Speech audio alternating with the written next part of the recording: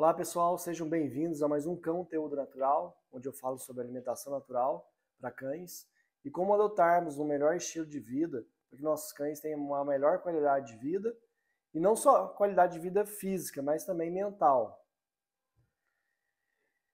Por que eu falo que a ração é muito diferente do que é biologicamente apropriado à espécie canina? Quando a gente encara os cães de uma forma fisiológica, eles têm uma série de diferenças de nós humanos. E quando analisamos isso detalhadamente, a gente vê que os cães evoluíram em grande parte da sua vida se alimentando de uma dieta que era constituída basicamente de uma presa que ele caçava e consumia. Ou ele consumia restos das nossas presas. Mas o cão é um carnívoro que até suporta uma dieta onívora.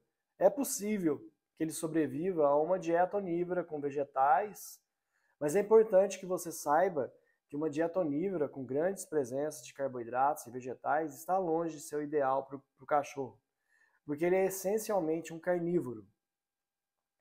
Vamos comparar agora a ração em relação à dieta natural que os cães comiam na natureza, do ponto de vista de macronutrientes, carboidratos, gorduras e proteínas.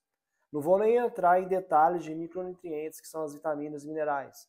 Vamos comparar apenas os macronutrientes, como que era a dieta do cão e com que é a ração agora. A porcentagem de proteína de uma dieta ancestral que eles tinham na natureza é gerada em torno aí de 50%. Como é um animal carnívoro, faz todo sentido ter uma dieta com uma quantidade significativa de proteína. Mas quando a gente vai para a ração, temos uma média de apenas 25% de proteína.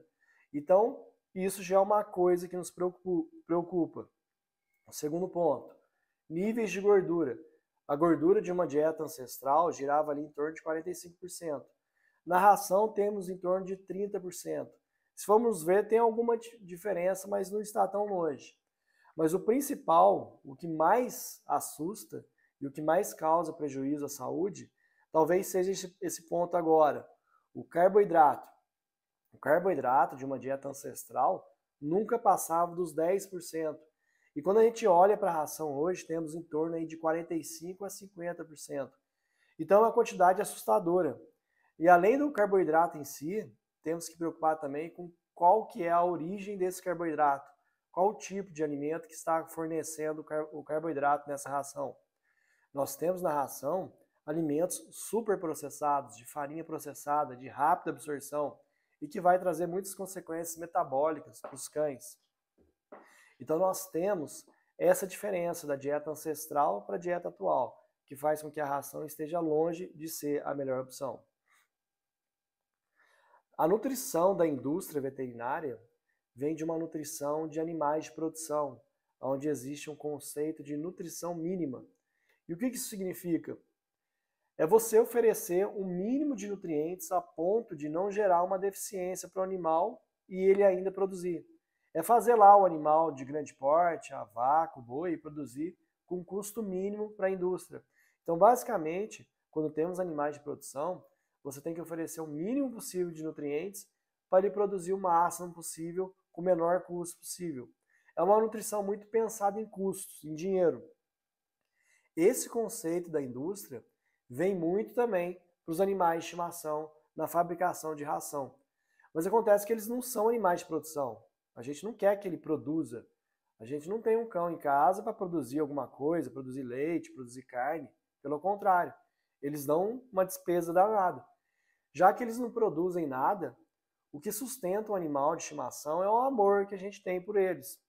Então é importante você entender isso, porque quando pensamos na ração dos cães, isso vem enraizado, essa cultura de nutrição mínima, onde a indústria tem que oferecer os nutrientes mínimos com o custo mais efetivo possível para que o cão não adoeça de uma forma aguda. Mas isso não garante que ele não vá adoecer de uma forma crônica e silenciosa. Então essa nutrição mínima, reducionista, onde o que importa é a quantidade de carboidrato, quantidade de cálcio, magnésio, e não importa os tipos de alimentos, acaba sendo muito péssimo para os cães no médio e longo prazo. E se eu der lá os nutrientes mínimos para o meu cachorro, não importa se a proteína veio da soja ou da carne fresca do boi, a proteína é tudo a mesma coisa, vai virar tudo aminoácido.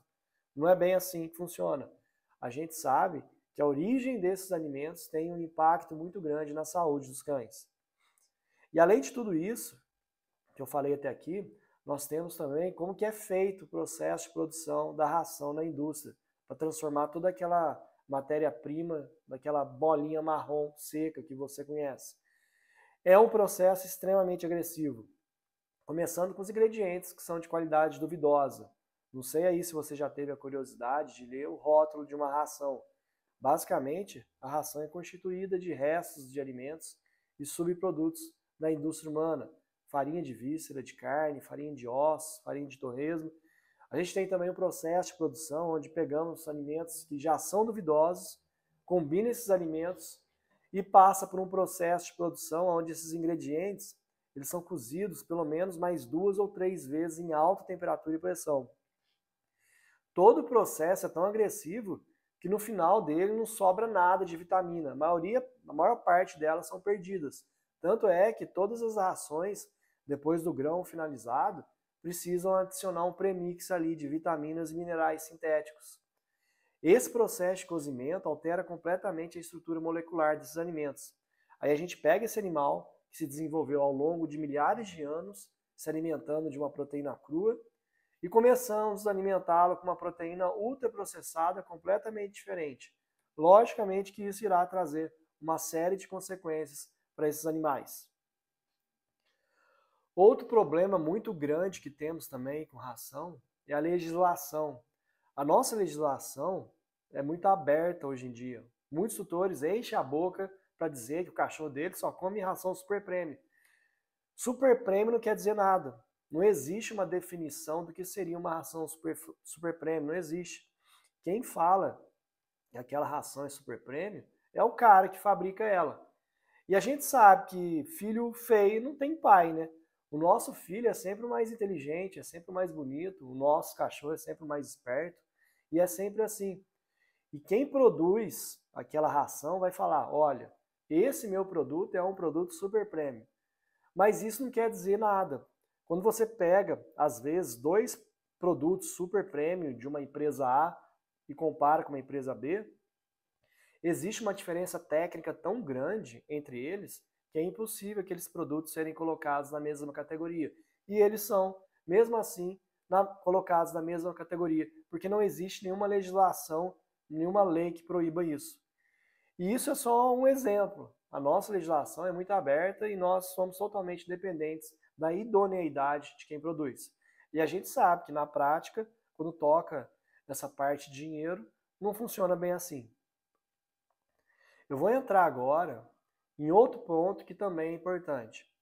A gente está falando de um alimento que durante pelo menos ali 6 meses, 1 ano, fica conservado fora da geladeira. Imagine o que tem que ter dentro de um alimento para que seja possível ele ficar 1 ano fora da geladeira, dentro de um saco sem estragar. Experimenta fazer isso com comida de verdade para ver quanto tempo dura. Coloca um bife hoje fora da geladeira, que você vai ver que amanhã já vai estar estragado. Então existe uma série de conservantes ali. Esse alimento é extremamente desidratado, tem pouquíssima água. Daqui a pouco eu vou falar sobre essa questão de água também. E esses conservantes, muitos deles têm potencial tóxico, têm potencial cancerígeno. Os 2 mais conhecidos são o BHT e o BHA. E são 2 conservantes que estão presentes na ração, na maioria das rações hoje em dia. E eles estão proibidos de serem utilizados na indústria humana, mas na indústria pet eles são permitidos. Além disso, as rações elas são riquíssimas em compostos de Maillard. E o que é isso? Sabe aquele pãozinho torradinho na chapa? Aquele croissant crocante, douradinho? Ou aquela casquinha torradinha do churrasco? Isso tudo é rico em compostos de Maillard. Quando proteína e carboidrato passam por altas temperaturas, as suas moléculas tornam-se instáveis, podendo se tornar cancerígenas. Você comer um pãozinho na chapa ou um churrasquinho no final de semana é uma coisa. Agora imagina seu cachorro ter como única fonte de alimento uma dieta rica em Maillard, que são as rações. Outra questão. Hoje, a gente tem um problema muito grande quando falamos de grãos. E os grãos hoje fazem parte aí de 70% da constituição de uma ração, pelo menos. E é engraçado que hoje tem um debate muito grande se os cães devem ou não receber uma dieta vegetariana, se é ético ou não, o que eu, na verdade, eu acho um absurdo.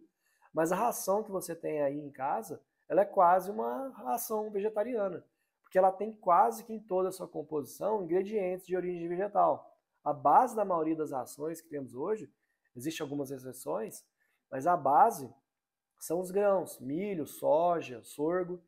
E a gente sabe que esses grãos têm um potencial alergênico muito grande. E além disso, a gente tem o problema da contaminação por fungos, que é muito comum nos grãos. Que durante o processo de estocagem, principalmente em países que têm muita umidade e calor, então a gente está falando aqui quase que do Brasil todo, onde temos umidade e calor aqui quase que o ano todo praticamente. Temos a proliferação muito grande de fungos ali. E esses fungos, especificamente, produzem algumas toxinas que têm um impacto muito negativo na saúde. E tem um ponto negativo pior ainda. A maioria das pessoas, com o objetivo de economizar um pouco, compra aqueles pacotes de 20 quilos e tem um cachorrinho de 5 quilos em casa. Aquela ração vai ficar 6 meses tomando umidade, calor, produzindo fungos. Muitas das vezes, não é aquele fungo que a gente enxerga, consegue ver visualmente, com bolor. Os fungos eles estão ali, mas de uma maneira microscópica. Ah, mas não, eu faço isso, eu tomo muito cuidado. Eu compro saco pequeno, mantenho bem armazenado no armário. Mesmo assim, o próprio processo de estocagem dos grãos, muito antes dele virar ração, já está sujeito a ter uma contaminação por fungos. E esses fungos vão produzir toxinas que a gente chama de micotoxinas. E essas micotoxinas, elas não são destruídas pelo calor na indústria. Lá na nutrição de animais de produção, vaca, porco, galinha, a gente sabe que essas micotoxinas têm um impacto negativo gigantesco na saúde, porque diminui a produção. Os animais que são acometidos por essas micotoxinas vão produzir menos. Nos cães a gente ainda não sabe, a gente sabe muito pouco sobre isso. Nós não temos ainda um total entendimento de qual que é o impacto desse consumo. A gente sabe que é tóxico. Existem relatos de intoxicação aguda por rações já contaminadas por cargas maiores dessas toxinas. Mas a gente não sabe ainda qual a real importância disso. Não sabe o impacto de uma contaminação mais branda por longo prazo, por longo período. Aí vira e mexe, eu pego na clínica aqueles animais que têm problemas hepáticos, crônicos, que estão sempre com sinais de intoxicação. Será que não é devido a uma intoxicação crônica por micotoxinas? É muito difícil fazer esse diagnóstico, fazer uma correlação dando certeza que é isso, devido a poucos estudos. Eu, sinceramente, não sei, mas fica aí a minha pergunta para a gente refletir. E além disso, existe o problema dos transgênicos, que também é uma grande incógnita para a gente. A gente não sabe até que ponto os transgênicos são saudáveis ou não. Não dá para a gente saber isso ainda. Mas a gente tem uma grande suspeita que eles não sejam tão saudáveis assim. E existe um outro problema dos transgênicos, que isso sim me preocupa um pouco mais, de forma mais imediata. É que grande parte das alterações que eles fazem nos transgênicos é para que eles suportem uma carga maior de alguns tipos específicos de agrotóxicos. Entre eles, principalmente o glifosato, que é um agrotóxico muito agressivo. O uso extensivo de glifosato está ligado a uma série de consequências para a nossa saúde, desde alterações de microbiota, alterações fetais e câncer. Então tem muita consequência negativa que está acontecendo e que a gente não sabe muito bem ainda, mas muitos indícios mostram que sim, há uma correlação bem negativa. E aí quando nós entramos nessa questão de alimentar nossos cães com um produto de origem vegetal, nós temos vários problemas entre eles. Os grãos são repletos de substâncias alergênicas, que basicamente são proteínas que têm a capacidade de estimular o sistema imunológico. Então é muito comum a gente ter aqueles animais que têm problemas de hipersensibilidade crônica, e muitas das vezes é diagnosticado como atopia e acaba tomando remédio a vida toda. Aí o que acontece? Às vezes, ele tem hipersensibilidade alimentar a algum componente da ração. E só da gente sair da ração e ir para a dieta caseira, já apresenta uma melhora muito, muito significativa. Mas é aí que muita gente cai no erro de fornecer uma dieta caseira feita da forma errada e inadequada. Porque esse tutor, ele tinha um animal em sofrimento, se coçando muito. Aí quando ele leva esse animal para uma dieta caseira, dieta natural, mesmo essa dieta estando deficiente em nutrientes, ele tirou o agente causador da doença, tirou o agente alérgico, e o animal pode acabar apresentando uma melhora imediata nesse aspecto de coceira. Mas aí esse tutor, ele está trocando o problema de hoje por um problema no futuro, porque uma dieta deficiente irá causar um outro problema lá na frente. Outro problema que temos também advindo de um alimento com uma quantidade muito grande de origem vegetal é que automaticamente a gente fornece algumas substâncias que são pró-inflamatórias, causando uma inflamação crônica no animal. Essa inflamação crônica, ela abrirá portas para uma série de doenças, desde doenças autoimunes até problemas de tireoide, doenças inflamatórias intestinais e até câncer. E esses alimentos, com quantidades grandes de produtos de origem vegetal, vem acompanhado de muita gordura vegetal. E a gordura vegetal também contribui para esse estado de inflamação crônica. Então é muito importante que você tome cuidado com essas rações que têm uma quantidade muito grande de produtos de origem vegetal. Você vai mesmo dar a ração, pelo menos se atente a isso. Se hoje você ainda não tem o conhecimento, a responsabilidade ou a disponibilidade de oferecer a dieta natural, pense pelo menos em escolher uma ração que seja de melhor qualidade. Um outro detalhe muito importante que difere a ração da alimentação natural é a quantidade de água que essas dietas possuem.